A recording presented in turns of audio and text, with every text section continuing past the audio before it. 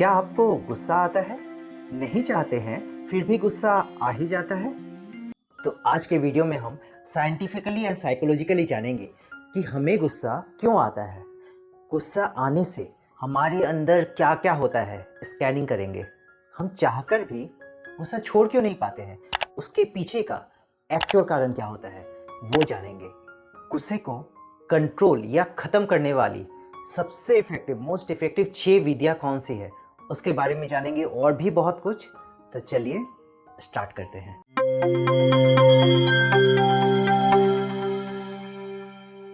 गुस्सा क्यों आता है, कारण क्या क्या होते हैं? लोग आपकी बात नहीं मानते, बच्चे पढ़ाई नहीं करते, पति आपको नहीं समझता या पत्नी बात नहीं मानती, ऑफिस में लोग पॉलिटिक्स करते हैं, गलत बोलते हैं, गलत व्यवहार करते हैं, कमेंट करते हैं पॉलिटिक्स में ऐसा होता है वैसा होता है, रास्ते में इतना ट्रैफिक जाम रहता है, इंडियन क्रिकेट टीम मैच हार जाती है, लोग टाइम पर काम पूरा नहीं करते। ऐसे कारण बहुत बहुत सारे हैं जिसकी कोई लिमिट नहीं है। एक कारण खत्म होगा दूसरा आ जाएगा, लेकिन ये सब ऊपरी कारण है, एक्चुअल कारण नहीं है। आपके गुस्से का एक्चुअल कारण सिर्फ एक है, सिर्फ एक, और वो है कि जब कोई चीज़ या कोई सिचुएशन आपके अनुसार नहीं होती तभी आपको गुस्सा आता है। और यह आप अभी चेक करके भी देख सकते हैं कि आज तक जब भी आपको गुस्सा आया हो तो उसके पीछे का एक्चुअल कारण सिर्फ यही था। चलिए पहले हम यह देखते हैं कि जब हम गुस्सा करते हैं तो उस समय हमारे अंदर क्या क्या होता है, और यह जानना बहुत ज़रूरी है, क्योंकि जब तक हमें ये एहसास नहीं होगा कि सिर्फ एक गुस्सा करने से हमारा अपना कितना नुकसान होता है, तब तक हमें ये सीरियसनेस ही नहीं आएगा कि हमें गुस्सा छोड़ना है। तो चलिए अब शॉर्ट में समझते हैं कि जब गुस्सा हमारे अंदर आता है तो क्या क्या होता है। गुस्सा एक नेगेटिव इमोशन है, और वो जब हमारे अंदर आता है तो उस दौरान वो हमारे हार्ट रेट को और ब्लड प्रेशर को बढ़ा देता है। ये दो factor means high heart rate और हाई ब्लड प्रेशर हमारे हार्ट मसल के ऊपर अत्यधिक प्रेशर क्रिएट करते हैं, और जिससे हार्ट अटैक का रिस्क बढ़ जाता है।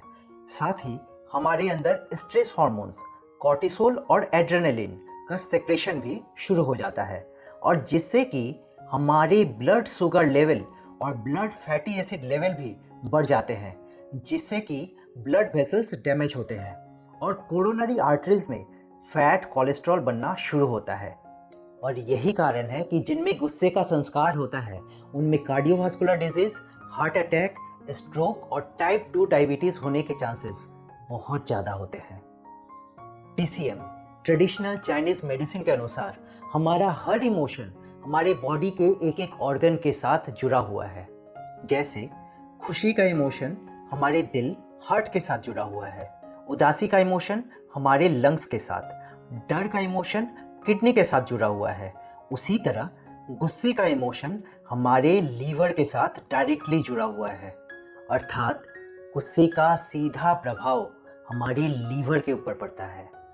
रिसर्चर्स कहती हैं कि जो गुस्सा करते हैं उनमें कोरोनरी हार्ट डिजीज के चांसेस डबल हो जाते हैं, और गुस्सा करने के 2 घंटे के अंदर हार्ट अटैक के चांसेस डबल हो जाते हैं, और स्ट्रोक होने के चांसेस ट्रिपल हो जाते हैं, 3 गुना हो जाते हैं। गुस्से का एक असर हमारे इम्यून सिस्टम के ऊपर भी पड़ता है। हार्वर्ड यूनिवर्सिटी के एक स्टडी के अनुसार किसी पास्ट के गुस्से की घटना के अनुभव को याद करने मात्र से हमारे शरीर के अंदर जो एंटीबॉडी होती है इम्यूनोग्लोबिन ए, जो कि किसी इन्फेक्शन के अगेंस्ट बॉडी के सेल्स अर्थात कोशिकाओं का फर्स्ट लाइन ऑफ डिफेंस होता है, उसके लेवल में 6 घंटे के लिए गिरावट आ जाती है। अर्थात उस 6 घंटे के लिए हमारा इम्यून सिस्टम वीक हो जाता है। ऐसा देखा गया है कि गुस्सा करने वालों में बदला लेने की भावना पाई जाती है।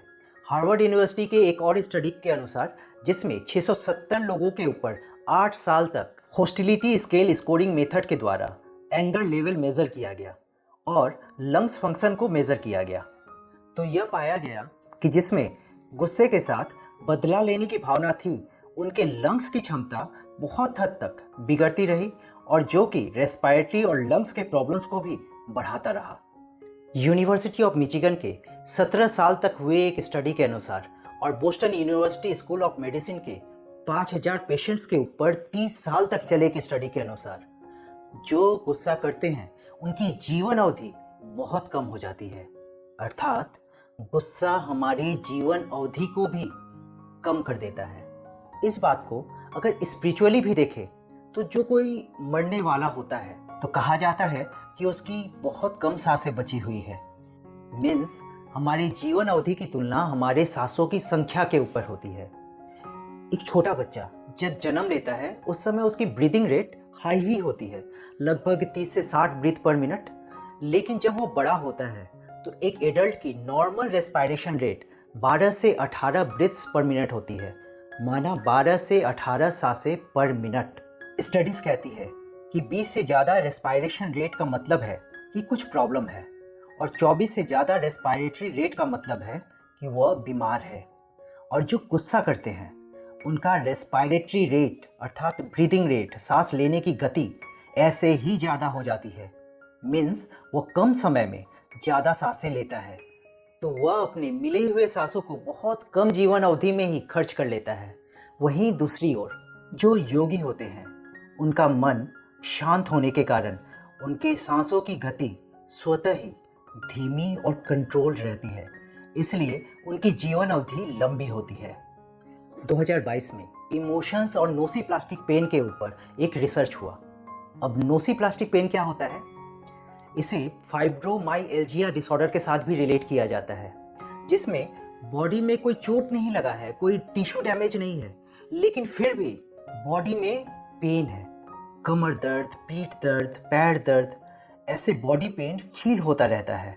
तो इसके पीछे का कारण पाया गया हमारे मूड स्विंग्स के कारण हुए इमोशनल चेंजेस, जिससे जो स्ट्रेस हार्मोन्स रिलीज होते हैं जो कि इन पेन सिग्नल्स को ब्रेन में एक्टिवेट करते हैं, और जिस कारण बॉडी में पेन की फीलिंग होते रहती है। चेक कीजिएगा, क्या आप लोगों को भी ऐसा पेन होता है? एक स्टडी यह भी कहती है कि जब हम अपने गुस्से को दबाते भी हैं तो उससे हमारे इमोशनल ब्लॉकेजेस तैयार होते हैं, और जिससे हमारे कोरोनरी हार्ट डिजीज के चांसेस डबल हो जाते हैं।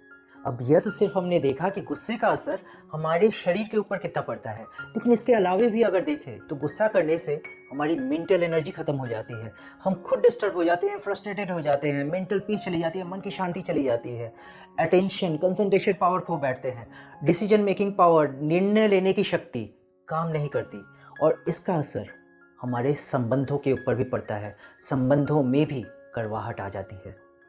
अब जब हमने समझ लिया कि गुस्सा करने से हमारा अपना कितना नुकसान होता है, तो चलिए अब यह भी समझ लेते हैं कि हम लोग कितने तरह से गुस्सा करते हैं। क्योंकि बहुतों को ये भ्रांति होती है, गुस्सा तो वो करते ही नहीं है, क्योंकि उन्हें यह लगता है कि सिर्फ गुस्से से किसी के ऊपर हाथ उठाना, डांटना, फटकारना या जोर से बोलना सिर्फ यही गुस्सा है। लेकिन इसके अलावे भी जब भी किसी बात को लेकर हम मन ही मन डिस्टर्ब होते हैं, मन ही मन पूछते हैं कि ऐसा क्यों हुआ, कैसे हुआ, तो यह भी गुस्से का ही रूप है। जब हम फ्रस्ट्रेटेड होते हैं, इरिटेटेड होते हैं, चिड़चिड़ाहट होती है, या किसी से बात करने का मन नहीं करता, बात करना बंद कर देते हैं, चुप हो जाते हैं, चुप्पी साध लेते हैं, या सिंपल सा इस तरह का मूड एक्सप्रेशन भी, यह भी गुस्से का रूप है।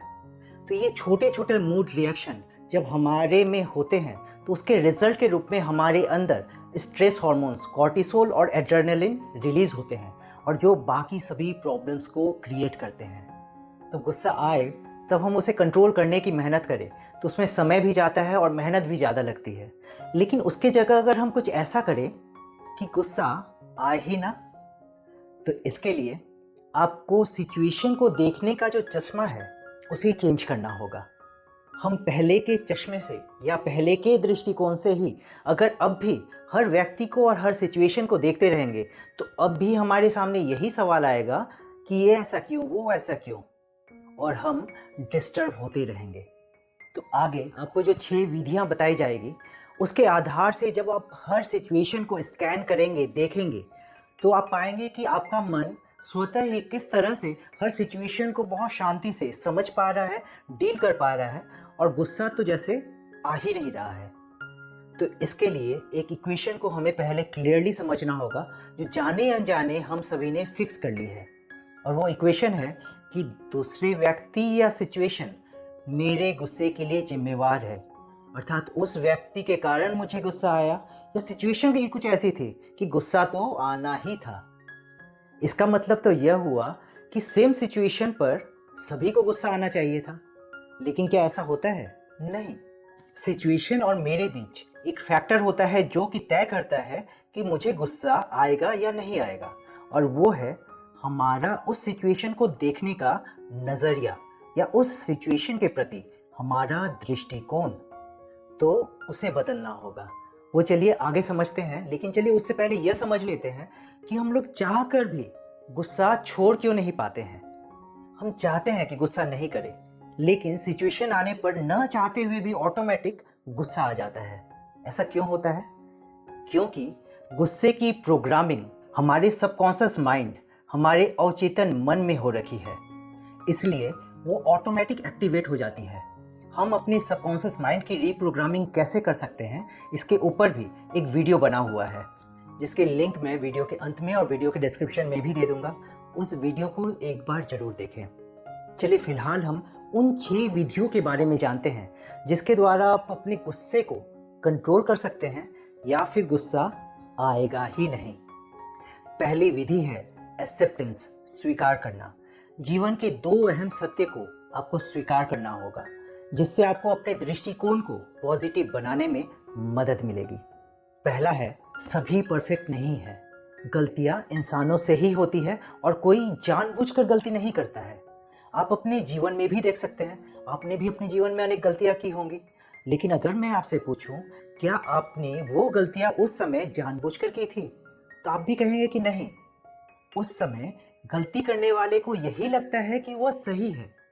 इंसान गलती कर ही सकता है, गुस्सा करना हर बात का इलाज नहीं है। इस बात को स्वीकार करें।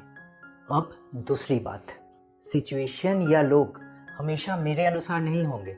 जैसे सभी का फिंगरप्रिंट अलग है, फिल्मों में सभी का पार्ट, सभी का रोल अलग है, उसी तरह इस विश्व नाटक में सभी का सोचने का तरीका, उनके व्यवहार करने का तरीका, उनके बोलने का तरीका, उनके काम करने का तरीका, उनका व्यक्तित्व, सब कुछ अलग अलग है। सभी को अपने जैसे सोचने की आज़ादी है। मैं सभी को कंट्रोल नहीं कर सकता हूँ, सभी को अपने जैसा नहीं बना सकता हूँ। सभी को उनके विभिन्नताओं के साथ स्वीकार करें। मैं सिर्फ खुद को और खुद के सोचने के तरीके को ही कंट्रोल कर सकता हूँ, इस बात को स्वीकार करें। इन 2 बातों को स्वीकार न कर पाने के कारण ही हमारे जितने सारे क्या क्यों के सवाल उठते रहते हैं और हम डिस्टर्ब होते रहते हैं। क्लियर? तो अब चलिए दूसरी विधि को समझते हैं। दूसरी विधि है एम्पैथी। एम्पैथी का मतलब होता है समानुभूति, अर्थात दूसरे के जगह पे खड़े होकर उन्हें समझना। हम अगर दूसरे की जगह पे खड़े होकर उन्हें समझने का प्रयास करें तो हम पाएंगे कि 95% केसेस में वे अपनी जगह सही ही हैं। प्रॉब्लम यह होता है कि हम दूसरे की जगह पे खड़े होकर उन्हें समझने का प्रयास ही नहीं करते और हम अपने ही एंगल से उन्हें देखते रहते हैं, और इसीलिए हम उनके प्रॉब्लम्स को, उनकी मजबूरियों को समझ ही नहीं पाते और हम खुद डिस्टर्ब होते रहते हैं। तो हम कुछ पल नॉन जजमेंटल होकर उन्हें उनकी जगह पर खड़े होकर समझने का प्रयास करें। तो देखिएगा कि गुस्सा तो दूर की बात है, आपको उनके प्रति सहानुभूति आ रही है। अब तीसरी विधि है सुनना। प्रॉब्लम यह होता है कि हम दूसरे को सुनने या समझने में समय ही नहीं देते हैं। हम डायरेक्ट डिसीजन पर आ जाते हैं और रिएक्ट करते हैं। आज से एक आदत बना लीजिए कि मुझे सभी को पहले सुनना है, लेकिन सिर्फ सुनने के लिए नहीं सुनना है, लेकिन उन्हें उनकी जगह को समझने का प्रयास करना है। सब सुनने और समझने के बाद तब कोई डिसीजन पर आइए, तब आप सही निर्णय ले पाएंगे। गुस्से में इंसान ज़्यादातर गलत निर्णय ही लेता है और गलत व्यवहार करता है। अब चौथी विधि है मेंटल रिहर्सल। अपने गुस्से पर जीत पाने के लिए आपको स्वयं को थोड़ा एनालाइज करना होगा, समझना होगा कि आपको किस समय पर, किसके ऊपर या कैसे सिचुएशन पर ज़्यादातर गुस्सा आता है। अगर आपको लगता है कि जब आप ऑफिस जाते हैं या ऑफिस में किसी के साथ काम करते हैं या ऑफिस से वापस लौटते हैं या बच्चे आपकी बात नहीं सुनते, तभी आपको ज़्यादातर गुस्सा आता है, तो ऐसे सिचुएशन के लिए पहले से एक मेंटल रिहर्सल करें। अगले दिन के लिए आप उस सिचुएशन को देखें जब आप गुस्सा हो जाते हैं। अब आप मन ही मन सोचें कि मेरे पास अल्टरनेटिव और कौन सा तरीका है उस सिचुएशन को डील करने का। जब आप ऐसा पहले से सोचने का प्रयास करेंगे तो आप पाएंगे कि आपको बहुत सारे सॉल्यूशंस आ रहे हैं जिसके द्वारा उस सिचुएशन को बहुत हेल्दी वे में डील किया जा सकता है। अब मेंटली उस सिचुएशन के लिए खुद को तैयार करें कि कल या अगली बार जब यह सिचुएशन आएगा तब आप डिस्टर्ब नहीं होंगे और इस तरह से आप इस सिचुएशन को डील करेंगे। जब आप पहले से इस तरह की मेंटल रिहर्सल किए हुए होंगे तो नेक्स्ट टाइम मैक्सिमम चांस है कि आप डिस्टर्ब नहीं होंगे उस सिचुएशन में और अपने किए हुए मेंटल रिहर्सल के अनुसार उस सिचुएशन को बिना डिस्टर्ब हुए डील करेंगे। अब फिफ्थ मेथड, पांचवी विधि है पॉज टेक्निक। होता यह है कि सिचुएशन आने पर हम संग संग रिएक्ट करते हैं, लेकिन सिचुएशन आने पर अगर आपको गुस्सा आ भी जाए तो उस समय अपने मन को बोलिए 5 मिनट पॉज, 5 मिनट।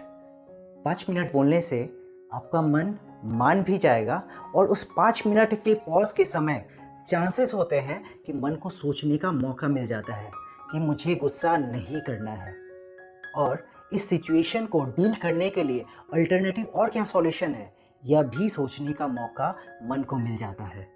और इस 5 मिनट के पॉज के दौरान 10 टाइम्स 10 बार डीप ब्रीदिंग ले। डीप ब्रीदिंग भी कैसे लेना होता है, डीपली सांसों को अंदर ले और बहुत धीरे धीरे सांसों को बाहर छोड़े। तो इस 5 मिनट में ही देखिएगा कि आपके गुस्से का लेवल बहुत डाउन हो गया है, गुस्सा एकदम कम हो गया है। और अब छठी और अंतिम विधि, आप अपने मन को शांत और पॉजिटिव करने के लिए मेडिटेशन और पॉजिटिव एफर्मेशन की प्रैक्टिस कर सकते हैं। मेडिटेशन में खुद को ये पॉजिटिव एफर्मेशन दीजिए कि I am a peaceful being, मैं शांत स्वरूप हूँ, मैं शांत हूँ, मैं शांत हूँ। तो इससे हमारा गुस्से का संस्कार परिवर्तन हो, मन शांत रहना सीख जाता है। पॉजिटिव एफर्मेशन की प्रैक्टिस हम कैसे करें, तो इसके ऊपर पॉजिटिव एफर्मेशन की वीडियो बनी हुई है जिसकी लिंक मैं वीडियो के अंत में और वीडियो के डिस्क्रिप्शन में भी दे दूंगा। उस वीडियो को आप ज़रूर देखें। तो जब आप इन 6 विधियों को रोज़ प्रैक्टिस करते रहेंगे तो आप पाएंगे कि आपका मेंटल एटीट्यूड, आपका मानसिक दृष्टिकोण हर सिचुएशन के प्रति किस तरह से पॉजिटिव होता जा रहा है और तब आप विपरीत परिस्थितियों में भी डिस्टर्ब नहीं होंगे। सोचिए, जब आप गुस्सा करते हैं तो वो गुस्सा पहले कहाँ पैदा होता है? वो पहले आपके अंदर पैदा होता है, वो पहले आपको जलाता है। आपके गुस्से का असर सामने वाले के ऊपर कितना पड़ा वो बात की बात है। हो सकता है वो थोड़ी देर के बाद भूल ही जाए या उसके ऊपर कोई खास असर ही ना हो, लेकिन उस 5 मिनट के गुस्से के कारण आपने अपने अंदर की 6 घंटे के मेंटल एनर्जी को ख़त्म कर दिया, अपना बीपी बढ़ा लिया, कितने सारे स्ट्रेस हार्मोन पैदा कर लिए और अपने अंदर कितने सारे प्रॉब्लम्स को क्रिएट कर लिया।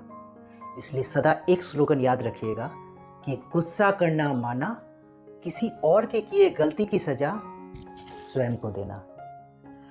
तो आज का वीडियो अगर आपको अच्छा लगा हो तो लाइक करें, जितने कोई गुस्सा करते हैं सभी को शेयर करें और सब्सक्राइब तो कर ही लिया होगा। अच्छा, अगली वीडियो में फिर से मिलेंगे, तब तक के लिए आप सभी को बहुत बहुत दिल की दुआएं। Thank you.